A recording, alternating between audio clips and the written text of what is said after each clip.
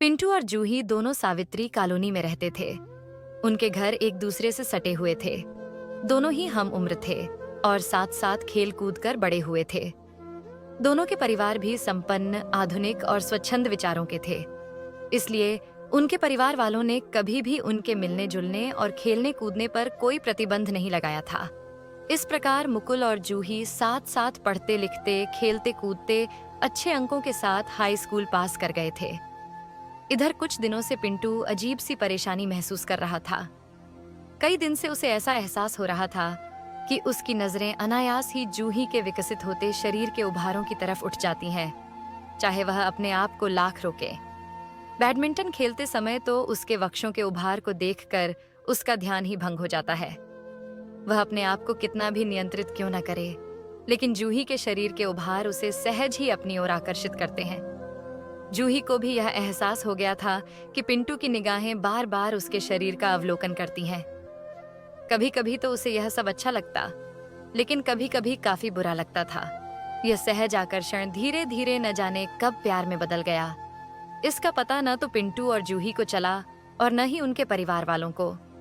लेकिन यह बात निश्चित थी कि पिंटू को जूही अब कहीं अधिक खूबसूरत, आकर्षक और लाजवाब लगने लगी थी।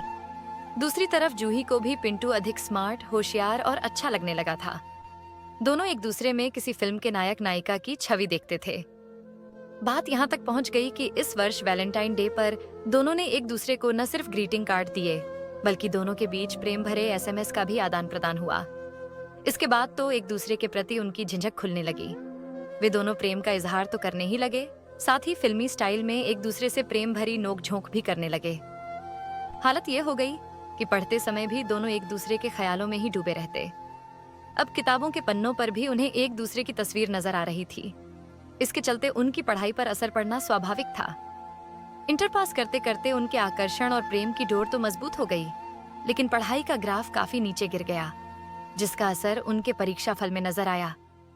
नंबर कम आने पर दोनों के परिवार वाले चिंतित तो थे, लेकिन वे नंबर कम आने का असली कारण नहीं खोज पा रहे थे। इंटर पास करके पिंटू और जूही ने डिग्री कॉलेज में प्रवेश लिया तो उनके प्रेम को और विस्तार मिला। अब उन्हें मिलने जुलने के लिए कोई जगह तलाशने की आवश्यकता नहीं थी। कॉलेज की लाइब्रेरी, कैंटीन और पार्क गपशप और उनके प्रेम इजहार के लिए उम्दा स्थान थे। इस प्रकार पिंटू और जूही का प्रेम परवान चढ़ता ही जा रहा था। किताबों में पढ़कर और फिल्में देखकर वे प्रेम का इजहार करने के कई नायाब तरीके सीख गए थे। इस बार वैलेंटाइन डे के अवसर पर पिंटू ने सोचा कि वह एक नए अंदाज में जूही से अपने प्रेम का इजहार करेगा। यह नया अंदाज उसने एक पत्रिका में तो पढ़ा ही था, फिल्म में भी देखा था। उसने पढ़ा था कि इस कलात्मक अंदाज से प्रेमिका काफी प्रभावित होती है और फिर वह अपने प्रेमी के ख्यालों में ही डूबी रहती है। इस कलात्मक अंदाज को उसने इस वैलेंटाइन डे पर आजमाने का निश्चय किया। उसने शीशे के सामने खड़े होकर उसका खूब अभ्यास भी किया। सुबह सुबह का समय था, मौसम भी अच्छा था। पिंटू का मन रोमानी था। उसने हाथ में लिए गुलाब के खिले फूल को निहारा और फिर उसे अपने होंठों पर रखकर चूम लिया। अब उससे रहा न गया। उसने अपने मोबाइल से जूही को छत पर आने के लिए एसएमएस किया। जूही तो जैसे तैयार ही बैठी थी। मैसेज पाते ही वह चहकती हुई छत की तरफ दौड़ी। वह प्रेम की उमंग और तरंग में डूबी हुई थी और वैसे भी प्रेम कभी छिपाई नहीं छिपता। जूही को इस प्रकार छत की ओर दौड़ते देख उसकी मम्मी का मन शंका से भर उठा। वे सोचने लगीं, इतनी सुबह जूही को छत पर क्या काम पड़ गया? अभी तो धूप भी अच्छी तरह से नहीं खिली। उनकी शंका ने उनके मन में खलबली मचा दी। वे यह देखने के लिए कि जूही इतनी सुबह छत पर क्या करने गई है, उसके पीछे पीछे चुपके से छत पर पहुंच गईं। वहां का दृश्य देखकर जूही की मम्मी हतप्रभ रह गईं। जूही के सामने पिंटू घुटने टेके गुलाब का फूल लिए प्रणय निवेदन की मुद्रा में था। वह बड़े ही प्रेम से बोला, जूही डार्लिंग, आई लव यू। जूही ने भी उसके द्वारा दिए गए गुलाब के फूल को स्वीकार करते हुए कहा, Pintu, I love you too. यह दृश्य देखकर जूही की मम्मी के पैरों तले जमीन खिसक गई, लेकिन छत पर कोई तमाशा ना हो, इसलिए वे चुपचाप दबे कदमों से नीचे आ गईं। अब वे बहुत परेशान थीं। थोड़ी देर बाद जूही भी उमंग तरंग में डूबी हुई, प्रेम रस में सराबोर गाना गुनाती हुई नीचे आ गई। इस समय वह इतनी खुश थी मानो सारा जहां उसके कदमों में आ गया हो। इस समय उसे कुछ भी नहीं सूझ रहा था। उसकी मम्मी को भी समझ नहीं आ रहा था कि वे उसके साथ कैसे पेश आएं। उनके मन में आ रहा था कि जूही के गाल पर थप्पड़ मारते मारते उन्हें लाल कर दें। दूसरे ही पल उनके मन में आया कि नहीं, इस मामले में उन्हें समझदारी से काम लेना चाहिए। उन्होंने शाम को जूही के पापा से ही बात करके किसी निर्णय पर पहुंचने की सोची। उधर आज दिन भर जूही अपने मोबाइल पर लव सॉन्ग सुनती रही। शाम को जब जूही की मम्मी ने जूही के पापा को सुबह की पूरी घटना बताई तो वे भी सन्ना रह गए। फिर भी उन्होंने धैर्य से काम लेते हुए कहा, निशा, तुम चिंता मत करो। जूही युवावस्था से गुजर रही है और यह युवावस्था का सहज आकर्षण है। क्या हमने भी ऐसा ही नहीं किया था? राजेंद्र, तुम्हें तो हर वक्त मजाक ही सूझता है। ये जरूरी तो नहीं कि जो हम करें वही हमारी संतानें भी करें। निशा, मेरे कहने का तात्पर्य यह नहीं है कि बच्चों के भविष्य को ध्यान में रखकर कोई कदम ही ना उठाया जाए। मैं आज ही पिंटू के पापा से बात करता हूँ। बच्चों को समझाने से ही कोई हल निकलेगा। जूही के पापा ने पिंटू के पापा से मिलने का समय लिया और फिर उनसे मिलने उनके घर गए। फिर दोनों ने सौहार्दपूर्ण वातावरण में पिंटू और जूही के प्रेम व्यवहार और उनके भविष्य पर चर्चा की, जिससे वे दोनों कहीं गलत रास्ते पर न चल पड़े। दोनों ने बातों ही बातों में पिंटू और जूही को सही मार्ग पर आगे बढ़ाने की योजना और नीति बना ली थी। तब एक दिन पिंटू के पापा ने सही अवसर पाकर पिंटू को अपने पास बुलाया और उससे इस प्रकार बातें शुरू की जैसे उन्हें उसके और जूही के बीच पनप रहे प्रेम संबंधों के बारे में कुछ पता ही न हो। उन्होंने बड़े प्यार से पिंटू से पूछा, बेटा पिंटू, आजकल तुम खोए खोए से रहते हो।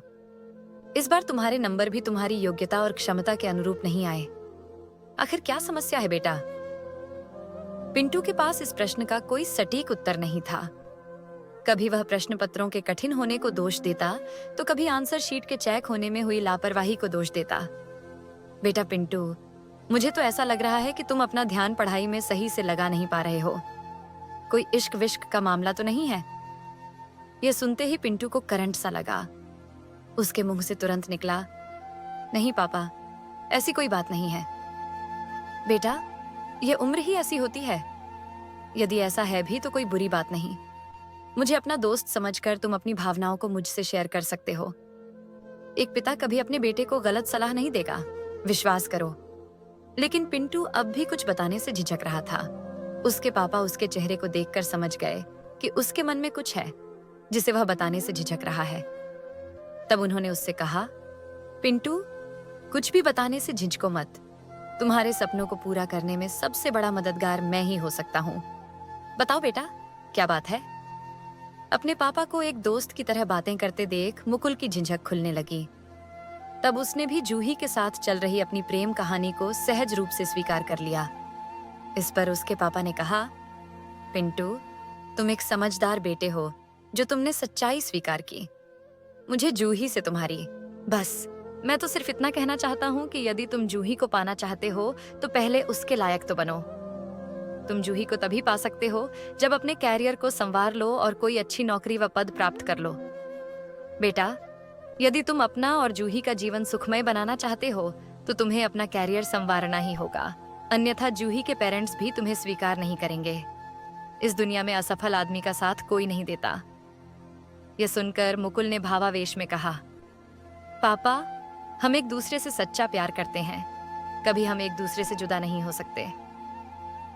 बेटा, तुम दोनों को जुदा कौन कर रहा है? मैं तो बस इतना कह रहा हूं कि यदि तुम जूही से जुदा नहीं होना चाहते तो उसके लिए कुछ बनकर दिखाओ। अन्यथा कितने ही सच्चे प्रेम की दुहाई देने वाले रिश्ते हों, अनमेल होने पर टूट और बिखर जाते हैं। यदि तुम ऐसा नहीं चाहते तो जूही की जिंदगी में खुशबू महकाने के लिए तुम्हें कुछ बनकर दिखाना ही होगा। पापा, आपकी बात मुझे समझ आ गई है। हम जिस चीज को चाहते हैं उसके लिए हमें उसके लायक बनना ही पड़ता है, नहीं तो वह चीज हमारे हाथ से निकल जाती है। अभी तक मैं अपना बेशकीमती समय यूं ही गाने सुनने और फिल्में देखने में गंवा रहा था। अब मैं अपना पूरा समय अपना कैरियर संवारने में लगाऊंगा। मुझे अपने प्यार के काबिल बनना है। शाबाश बेटा, अपने इस जज्बे को कायम रखो। अपनी पढ़ाई में पूरा मन लगाओ, अपना कैरियर संवारो। मात्र सपने देखने से कुछ नहीं होता, उन्हें हकीकत में बदलने के लिए प्रयास और परिश्रम करना ही पड़ता है। जूही को पाना चाहते हो तो जूही के काबिल बनो। पापा, आपने मेरी आंखें खोल दी हैं। मैं आपसे वादा करता हूँ कि मैं ऐसा ही करूँगा। ठीक है बेटा, तुम्हें मेरी सलाह समझ में आ गई। मैं एक दोस्त और मार्गदर्शक के रूप में तुम्हारे साथ हूँ। इसी प्रकार की बातें जूही के पेरेंट्स ने जूही को भी समझाईं। इसका असर जल्दी ही देखने को मिला। पिंटू और जूही एक दूसरे को पाने के लिए अपना अपना कैरियर संवारने में लग गए। अब वे दोनों अपनी पढ़ाई ध्यान लगाकर करने लगे थे। जूही और पिंटू के पेरेंट्स भी यह देखकर काफी खुश थे कि उनके बच्चे सही राह पर चल पड़े हैं और अपना अपना भविष्य उज्जवल बनाने में लगे हैं। हमारी कहानी कैसी लगी? कमेंट करके अपनी राय जरूर बताई है।